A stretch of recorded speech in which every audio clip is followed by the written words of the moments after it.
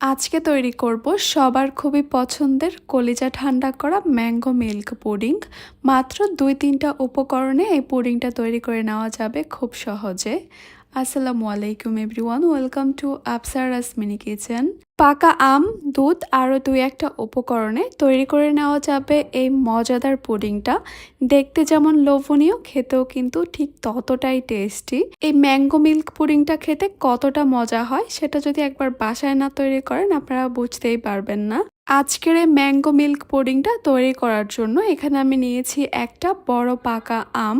চেষ্টা করবেন আমটা যেন একটু ভালো পাকা হয় সেরকম আম নেওয়ার জন্য। এবার এই আমটাকে আমি ছোট ছোট টুকরো করে কেটে নিব, আপনারা আপনাদের সুবিধা মতো কেটে নেবেন। এবারে আমের টুকরোগুলোকে আমি একটা ব্লেন্ডারের জাগে নিয়ে নিচ্ছি। ১ কাপ পানি দিয়ে এই আমের টুকরোগুলোকে আমি খুব স্মুথভাবে ব্লেন্ড করে নিব। ব্লেন্ড করা হয়ে গেলে আমের এই পিউরিটাকে একটা ছাঁকনিতে ছেঁকে প্যানে নিয়ে নিচ্ছি। আমের যেন কোনো আঁশ না থাকে তাই আমি এইভাবে ছাঁকনিতে করে ছেঁকে নিয়েছি। আর অবশ্যই এভাবে আমের পিউরিটাকে ছেঁকে নেওয়ার চেষ্টা করবেন। প্রয়োজন হলে আপনারা এখানে আরও পানি অ্যাড করতে পারেন। এবারে আমের পিউরিটার সঙ্গে আমি দিয়ে দিচ্ছি 1/3 কাপ চিনি। এরপর দিয়ে দিচ্ছি আগার ১ চা চামচ। এবার এই সব কিছুকে আমি খুব ভালোভাবে একসঙ্গে মিশিয়ে নিব। সব কিছু ভালোভাবে মিশানো হয়ে গেলে এই প্যানটাকে আমি চুলায় বসিয়ে দিচ্ছি। যে কোনো তরল খাবারকে জমানোর জন্য বা জেলো তৈরি করার জন্য আগার পাউডারটা ব্যবহার করা হয়। আর এই আগার পাউডারটা গরম অবস্থায় মেশানো যাবে না, অবশ্যই ঠান্ডা অবস্থায় ভালোভাবে মিশিয়ে নিতে হবে।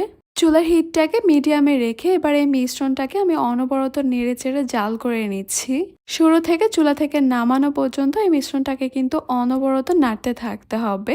ভালোভাবে ফুটে ওঠার পর এই মিশ্রণটাকে আমি আরও ২ মিনিটের মতো জাল করে নিব। অনবরত নেড়ে চেড়ে ২ মিনিটের মতো জাল করে নেওয়ার পর এবার এই মিশ্রণটাকে আমি চুলা থেকে নামিয়ে নিয়েছি। ২টা ছড়ানো পাত্রে আমি এই মিশ্রণটাকে পাতলা লেয়ার করে ঢেলে নিয়েছি। আর এই কাজটা দ্রুত করতে হবে কারণ এই মিশ্রণটা খুব জলদি জমে যায়। ১০ মিনিটের জন্য আমি এগুলোকে একটা সাইডে রেখে দিচ্ছি। আপনারা চাইলে ফ্রিজের নর্মাল চেম্বারেও রেখে দিতে পারেন।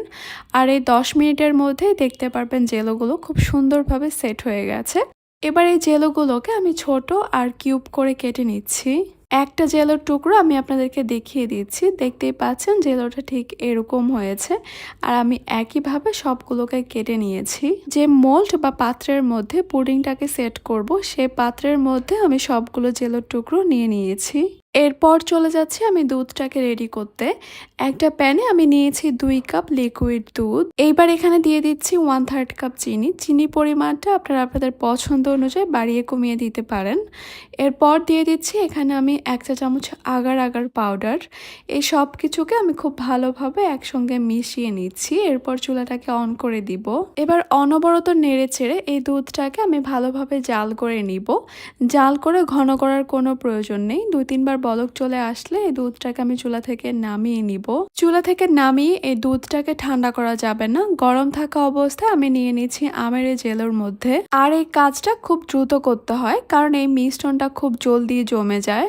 দুধ আর আমের জেলোর টুকরোগুলোকে আমি একবার ভালোভাবে নেড়ে চেড়ে দিচ্ছি। এতে করে নিচে থাকা আমের জেলোর টুকরোগুলো উপরে চলে আসবে। এরপর আমি ১০ মিনিটের জন্য এটাকে এভাবেই রেখে দিব কিছুটা ঠান্ডা হওয়ার জন্য।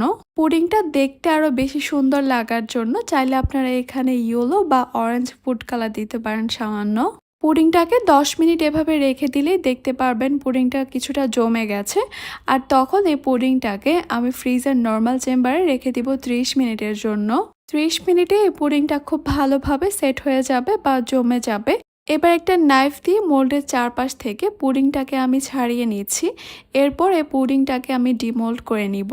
দেখতেই পাচ্ছেন মাশাআল্লাহ পুডিংটা দেখতে কতটা লোভনীয় হয়েছে আর কতটা পারফেক্টভাবে তৈরি হয়েছে।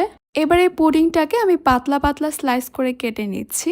পুডিংটা কেটে নেওয়ার পরেই আসলে বোঝা যাবে যে পুডিংটা দেখতে কতটা লোভনীয় হয়েছে।